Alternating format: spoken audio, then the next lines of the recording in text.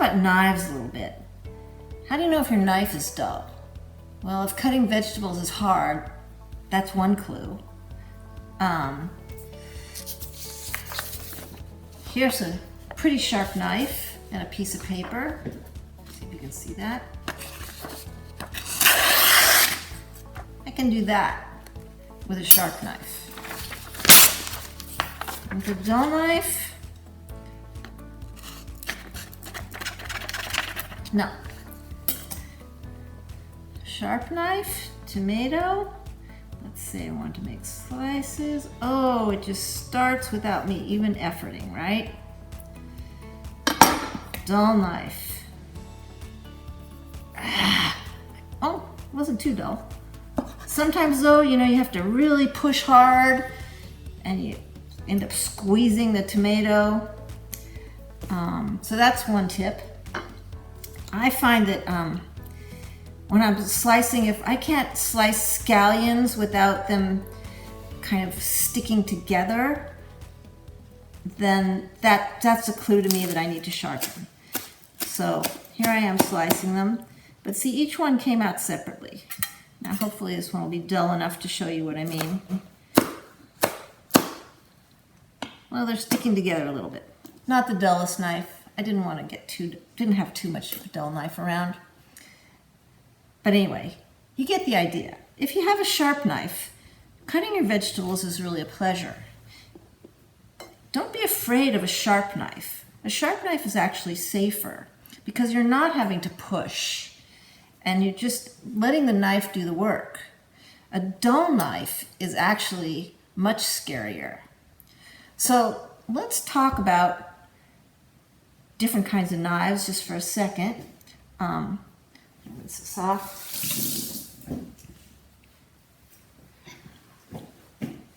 This is a vegetable knife. This is a vegetable knife. They're both fine. I used to use this for years. It's great. This one, because it has a point, gives me a little more versatility. And I also have like a paring knife, something shorter for when I need to maybe take the core out of a cauliflower or something like. But mostly I can use that knife and it does everything I need. So let's talk about how to sharpen them. I generally use what's called a whetstone. That's W-H-E-T, not W-E-T, although you do get it wet. My favorite, I've used lots of different ones over the years, and maybe you're just going to use whatever you have around. I used to use stones with oil because you need some sort of lubricant. What's going to happen is when you're sharpening it, tiny little pieces of metal are going to come off. And if there's no lubricant, they clog the grain, so to speak, of your whetstone. And then it doesn't really cut anymore. Like a piece of sandpaper that's gotten clogged with sawdust doesn't really cut anymore. So, but what I've found is I don't really want to have oil in my kitchen, so I'd rather have something that I can use water with. And this is a diamond stone. You can see it's kind of got a little grid of, I guess, diamond dust impregnated in there. And this one is great because it's got two sides, a coarse and a fine. So we'll do the initial cutting or sharpening with the coarse side, and then we'll sort of polish it with the fine side. And this one, you just use water as your lubricant, so it's much easier to do that in the kitchen, I find. So, the way I start, I get it wet, or you could have a spray bottle or something like that. This one has a really convenient stand, so I don't even need a towel. It's got little rubberized feet, so it doesn't slide around. But if I didn't have the stand, I could just show you, wet it. Let's see, I'm using this side. I put a little water under my towel, and then it won't slide, and then I can put this down. And if it's a thick enough stone, my knuckles won't hit when I'm doing this. If it's a really thin sharpening stone, you're gonna have to get a stand. Okay, so putting it back in its stand just because that's my normal way. A little water on it.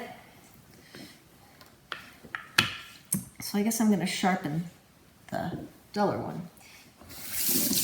I'm just washing off the tomato on it. Oh, I'm not in camera, am I? Let's see. Okay. So, sharpen that one. What you want to do is you want to hold it, you don't want to put it flat down, that'll just scratch your nice face. But you want to lift it up a little bit. And then you kind of want to lock your, I'm holding it, by the way, notice the same way that I used to cut. Thumb here and finger right here. I'm not like back here. This way, it'll help me keep it at the same angle all the time. I don't want to rock it, because then I won't really get a consistent angle. So I'm going to hold it about like this. I'm going to lock my wrist and my elbow so that this kind of stays the same the whole time. Then I'm going to use my other hand to sort of keep light pressure on it, and I'm going to go, I'm just pulling on, just sharpening on the pull stroke. And I'm actually counting, well, I'm talking to you so I'm not, but I usually do about 15, and since I'm talking I don't know what I did, but then I'm going to flip it over the other side, and that's a little harder for me to hold that way, so I do hold it just with the handle. But I also am locking my wrist to my elbow, same with this hand, giving light pressure, and I'm going to do about 15 strokes on this side.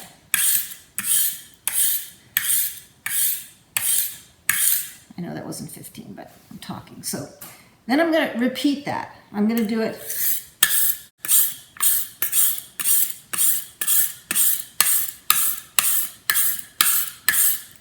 hard to talk and count at the same time.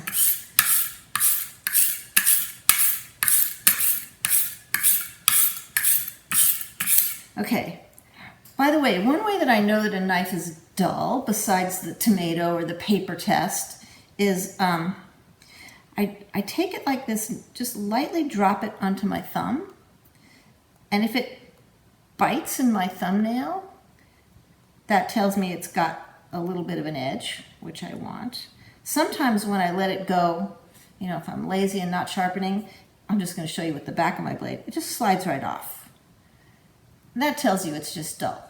And sometimes, you know, it might be sharp in one spot and not in another, but the better bite that you get in your nail, notice I'm not doing anything dangerous. It's like, but right there I could feel it's kind of slipped a little bit, so I know that I need to sharpen this a little more.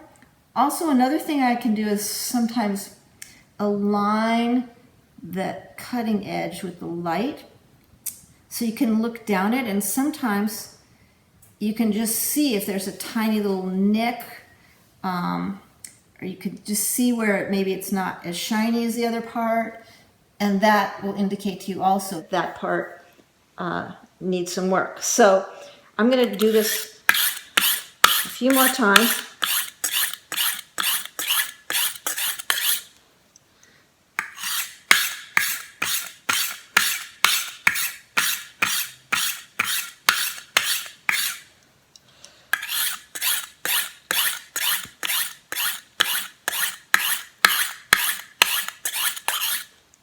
So I'm just locking my wrist.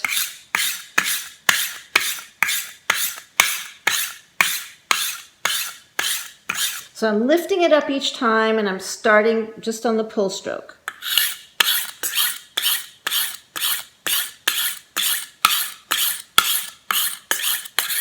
I don't worry too much about that little rounded end.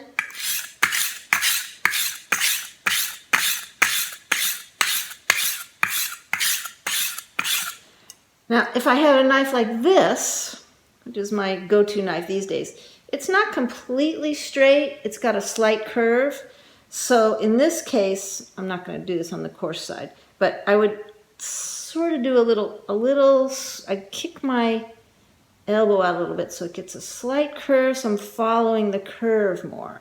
Same when I do the other side. Okay, so now, just checking, I'm getting a pretty good bite every place. So I'm going to pop it out. You can see some gray matter. That's the little tiny filings that have come off. And now I'm going to use the other side, which is more fine polishing side. Okay. And I'm going to do exactly the same thing.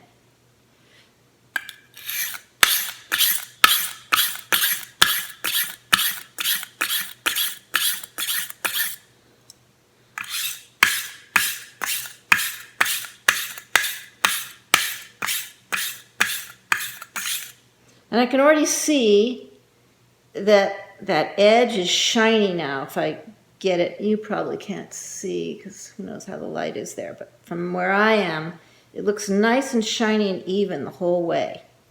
And if this dries out, I would put a little more water on it. But right now it's doing pretty well.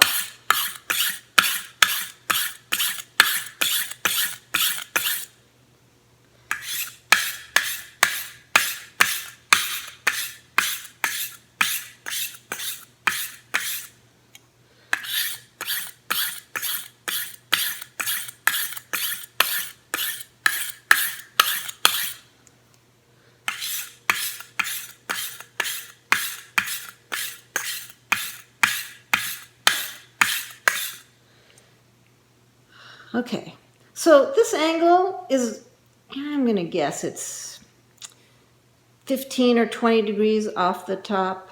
It's not critical. It's more critical that you just be consistent with it. Okay, so now I'm going to wipe it off carefully because hopefully now it's sharp. And let's give it the ultimate test here. Let's give it the paper test.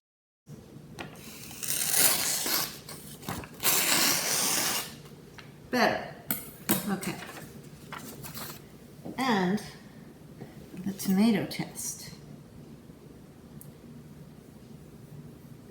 Yeah, it started really nicely that time. Okay.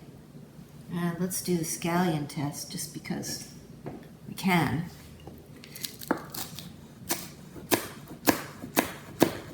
See, now they're coming out completely separate. So, I'm happy. And I hope you will be too once you have a sharp knife. It makes all the difference in the world. I also want to say, in the old days, I used to use stones like this, which are called water stones. They come in all sorts of different grits, have both sides. But they need a lot of maintenance and care. When you're about to start cutting vegetables and you realize your knife needs a little touch-up, this you have to submerge in a tub of water for 30 minutes before you can use it. That's just too much trouble. And they get out of flat. They get grooves in them from repeated strokes of the knife. And so then you have to flatten them out, and it's a process. Who needs that in your kitchen? These need almost no maintenance. You don't have to soak them, they're ready to go. Just get them wet, start. That's why I like them. Mine is an 8-inch long one, I think by 2.5 or something. This is the nicest size for me with my size knife. They come bigger, they come smaller.